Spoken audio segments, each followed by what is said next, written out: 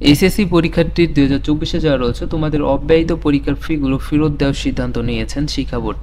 So তারা সিদ্ধান্ত নিয়েছে যে যেই পরীক্ষাগুলো তোমরা দেওনি বা নেওয়া হয়নি সেই পরীক্ষার সেগুলো তোমাদের ফেরত দেওয়া হবে।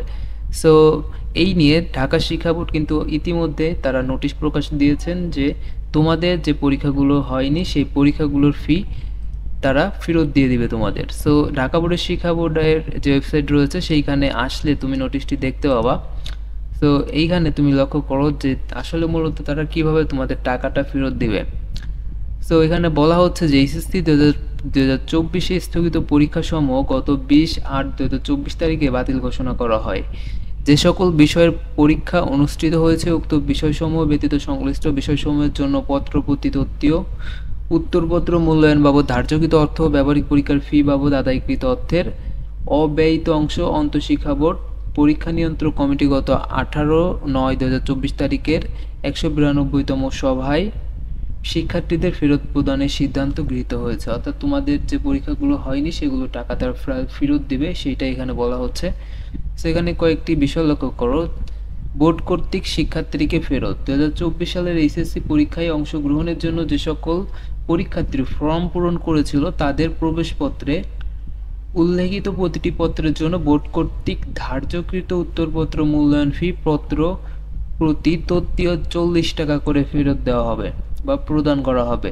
অর্থাৎ তোমাদের যে উত্তরপত্রের জন্য অর্থাৎ প্রবেশপত্রের জন্য যে বিষয়টি রয়েছিল অর্থাৎ এটি নির্দিষ্ট টাকা তারা ধার্য করেছিল সেইটা তোমাদের ফেরত দেওয়া হবে এবং সেটা হবে প্রতি পত্রে 40 টাকা করে, ঠিক আছে।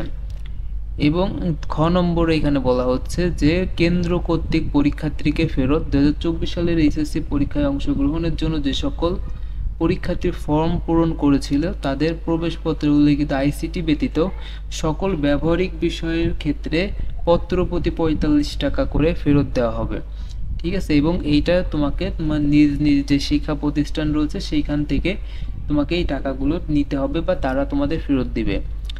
এবং গ নম্বরে বলা হচ্ছে শিক্ষা প্রতিষ্ঠান কেন্দ্র ফি বাবদ আদায়কৃত অর্থের 10% কর্তন করে অবশিষ্ট অর্থ সংশ্লিষ্ট কেন্দ্রকে প্রদান করবে। উক্ত কেন্দ্র উক্ত অর্থ পরিচালনা পরীক্ষার গোপনীয় মালামাল বোর্ডে জমাদান সহ পরীক্ষা সংশ্লিষ্ট প্রশাসনিক কাজে ব্যয় করবে।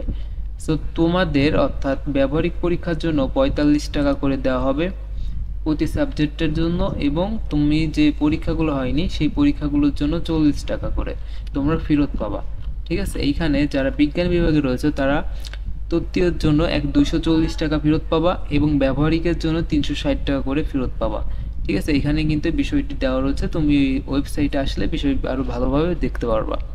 সো আশা করি ক্লিয়ার রয়েছে। সো তোমরা যে পরীক্ষাগুলো দাও নাই সেই পরীক্ষাগুলো যে টাকাটা সেটা তোমরা ফেরত পাবা। বোর্ড একটি খুব ভালো সিদ্ধান্ত নিয়েছেন যে যে পরীক্ষাগুলো হয়নি সেগুলোর টাকা তোমাদের ফেরত দিচ্ছে।